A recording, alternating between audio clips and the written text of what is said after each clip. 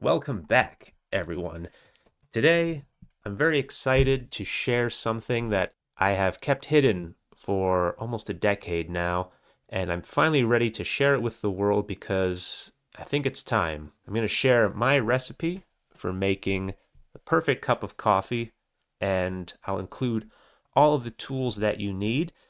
This goes along with a blog post on my website, which I'll link to, where you can get a list of all this stuff and the recipe. Who else but me is going to write you a 1,000-word essay on how to make a cup of coffee? Only I would do something so crazy. So come along with me for the journey, and you're going to find out how to do it, how to make the perfect cup of coffee. So, first, my little story. How did we get here? How did I discover this process? So, when I was in college, I was finishing my English degree, and I started experimenting with coffee because we had a lot of reading to do and a lot of writing. And of course, coffee can really help with those activities. It gives you a nice boost of energy, gets you ready to work, and it's just delicious. I got a French press as a gift. That is a particular type of coffee maker that makes a very unique, special tasting brew. But no one really knew how to use it. A lot of the people I knew who had a French press would just kind of eyeball it, like and kind of just try to do the same thing each time. But that wasn't good enough for me. I figured that there needed to be a more consistent, more reliable way to do this. Just a quick tip, everyone, if you are interested in getting a website with business email, command line access, and fast performance, I recommend checking out SiteGround. They've got Black Friday deals coming up that you won't want to miss. Link is in the description of this video. Thank you. And of course, you might be thinking, well, why not just buy a Keurig? You just stick in the little cup and you press the button and it's ready in a few seconds and you don't have to think about it and it's convenient, like why have to go through all this process? So I remember sitting there in my apartment in college. I got a copy of American Psycho from the university library. I had a stack of books I had to read for class assignments, but I made a delicious cup of coffee and said, everything else can wait. I am going to just escape into this crazy novel by one of my favorite authors and just sip my coffee and enjoy. That's how I want to start this day. And I did that with American Psycho, did it with Strange Eons by Robert Bloch, and those are now special memories that I'll savor for the rest of my life. And the point is, that's what coffee is about. It's not about an instant fix. It's about savoring these moments of your life and making it special. So that's why you're watching the video. That's why we're here. So let's get into it. All right, rule number 0.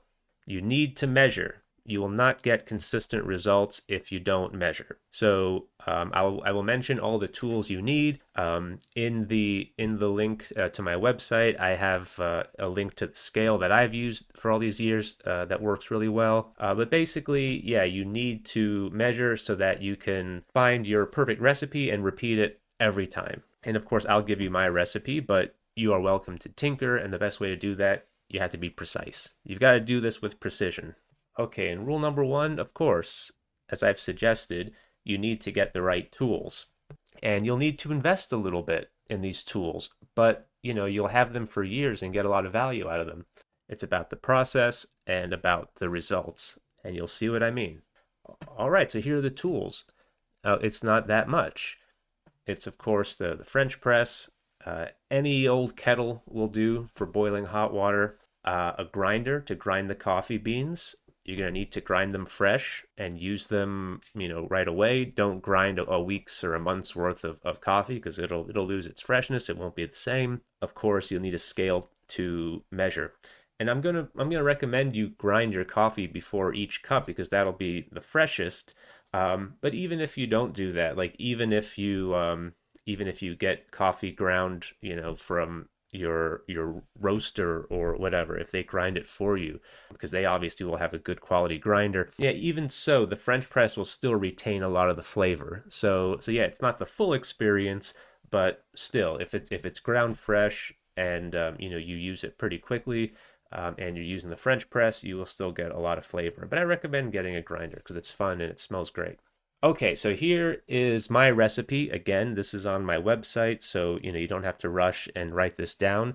It's more about just a ratio. So I've got like a regular sized cup of coffee here, like your average like 6 ounce, the grande, which is like kind of like a big cup, and then the whole press is like an entire French press, which is ideal for if you're having coffee with someone else. And yeah, so my favorite is the grande. That's what I usually make in the morning. It's about 30 to 35 grams of coffee.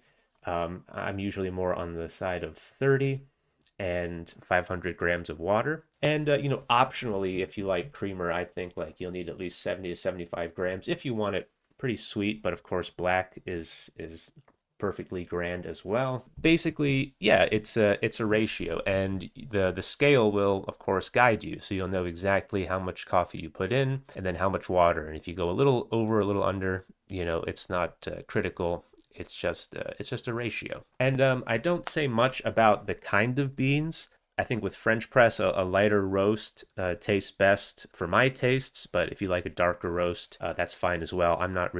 I didn't really say much about the beans because that's definitely up to your personal taste. You should try different kinds from different places and see what you like. But again, like even if you're using like pretty standard beans, I would recommend organic. So like even if you get some beans from Whole Foods or whatever, if you're grinding it fresh and you're using a French press, you're going to get so much more flavor than you'd get from other types of coffee, that your beans will taste much more expensive than they might be, much more premium, even if they're the pretty standard stuff. All right, and here is the basic instructions, right? So you heat up your water, of course, grind your beans, pour the beans into the carafe, right? And pour the hot water over it. And of course, start the timer.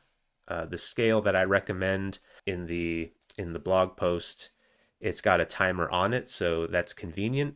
But you can just set a timer on your watch. After about a minute, you should stir it. There's some different opinions about whether stirring it makes any difference. If you want to stir it or just shake, the carafe lightly, don't burn yourself. I take no responsibility if you drop the thing. If you are going to stir it, if you can avoid using like a metal utensil, like use a chopstick or a piece of uncooked pasta, or like a piece of uncooked linguine. You'll need like a pretty thick noodle. I would say brew it for at least 3 minutes.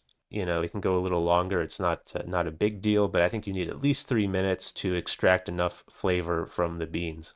And of course, the benefit here of using the French press is that all that rich oil from the coffee, which is where the flavor is, it's extracted right out into the water, and then you're not filtering it. So you will get a little sediment at the bottom of your cup, but you get so much flavor, it's really worth it. If you use like a pour over and you had a filter, you're going to filter out some of that sediment, but you're also going to filter out a lot of the flavor.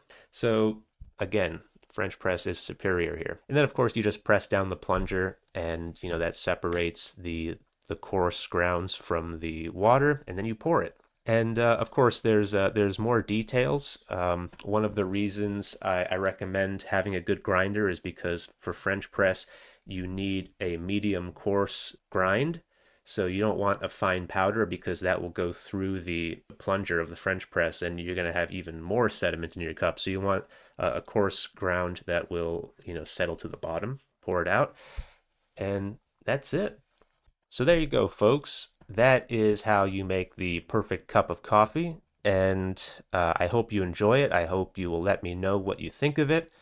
And if you have any recommendations or things you like to do, this, of course, being the season of Halloween, you might like to add a little pumpkin spice in there if you want. It's all optional. But that's about it. So I hope you enjoy coffee, and I hope you'll savor it. And I will drop the video right there. Thank you all for watching. I will see you next time.